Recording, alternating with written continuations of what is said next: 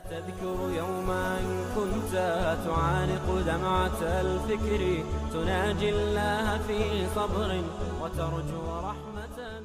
حضرت عمر رضی اللہ تعالیٰ عنہ جب ایمان لائے تو آپ نے ایک ایک کافر کے گھر کے دروازے پہ کھڑے ہو کے کہا کہ تم کمزوروں کو مارتے تھے، میں تمہیں بتانے آیا ہوں میں محمد عربی کا نوکر بن گیا. بلکہ آپ نے اعلان کیا جس نے اپنی بیوی کو بیوہ اور بچوں کو یتیم کروانا ہو اور اپنے ماں باپ کی کمر کو جھکانا ہو وہ عمر کے مقابلے میں آئے. اللہ اکبر. زنیرہ نامی ایک خاتون تھی، بہت کمزور.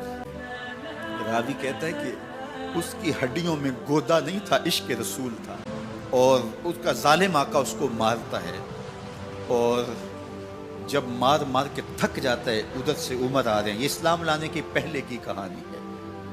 ادھر سے عمر آ رہے ہیں تو اس نے کہا عمر تم جوان آدمی ہو تو یہ چھوڑتی نہیں ہے اپنے نبی کا نام، ذرا تم آؤ.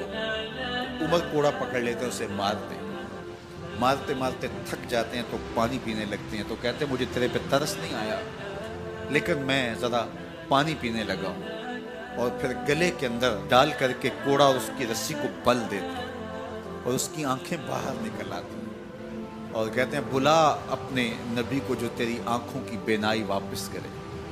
اللہ اکبر. تو اس نے آسمان کی طرف منہ کر کے کہا مالک میں کبھی بھی آنکھوں کی بینائی نہ مانگتی لیکن اب تیرے نبی کی عزت کا سوال ہے. آنکھوں کی بینائی واپس ہو جاتی ہے. زنیرہ کو بڑا مارا. آج عمر گلیوں میں آنکھوں میں آنسو ہیں اور عجیب دل بے تاب ہے اور کہتے ہیں آؤ بھئی میں حضور کا غلام بن گیا ہوں، تمہیں بتانے آیا ہوں. زنیرہ نے موڑ کاٹا تو آگے عمر یہ آواز دے رہے تھے. زنیرہ ایک کونے پہ کھڑے ہو کے رو کے کہتی ہے عمر تم تو بڑے اس دن جوش و غضب میں تھے اور تم مارتے ہوئے تھکتے نہیں تھے. تو عمر نے کہا زنیرہ اس دن میں نے دیکھا نہیں تھا، اب میں محمد عربی کو دیکھ آیا ہوں. جنہ ویکھیا نہیں ہو کرن گلاں، جنہ ویکھیا نہیں ہو کرن گلاں، جنہ ویکھیا ہو تے بول دے، جڑے محرم راز حقیقت دے اور راز حقیقت کھول دے. تو حضرت عمر رضی اللہ تعالیٰ عنہ ایمان لائے. حضرت عبداللہ ابن مسعود رضی اللہ تعالیٰ عنہ فرماتے ہیں کہ حضرت عمر کا ایمان لانا مسلمانوں کے لیے عزت کا سبب تھا. ان کا ہجرت کرنا مسلمانوں کی نصرت تھی اور ان کی خلافت مسلمانوں کے لیے رحمت. حضرت عمر رضی اللہ تعالی عنہ وہ ہیں کہ میرے حضور نے فرمایا لوگوں جب نیک لوگوں کا ذکر کرو تو میرے عمر کا تذکرہ ضرور کیا کرو. میرا عمر وہ ہے کہ جب وہ ایک سمت سے آ رہا ہو، ایک گلی اور بازار سے آ رہا ہو تو شیطان بھی آ رہا ہو عمر کو دیکھ کے راستہ تبدیل کر لیتا ہے.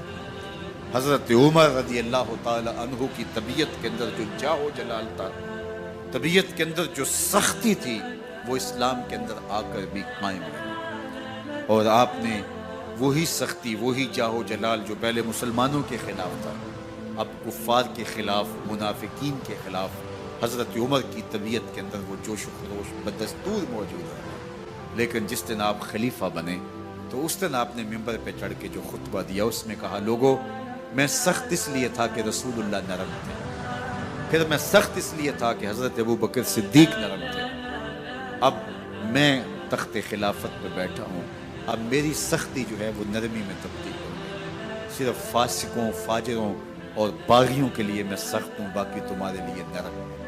سب سے کم جو تنخواہ بیت المال سے اگر کسی وجود نے لی ہے تو وہ حضرت عمر رضی اللہ تعالیٰ عنہ نے صرف 2 جوڑے لیتے تھے سال میں. اور راوی کہتا ہے کہ میں نے دیکھا ہے کہ اس میں بھی 17 پیوند لگے ہوتے تھے.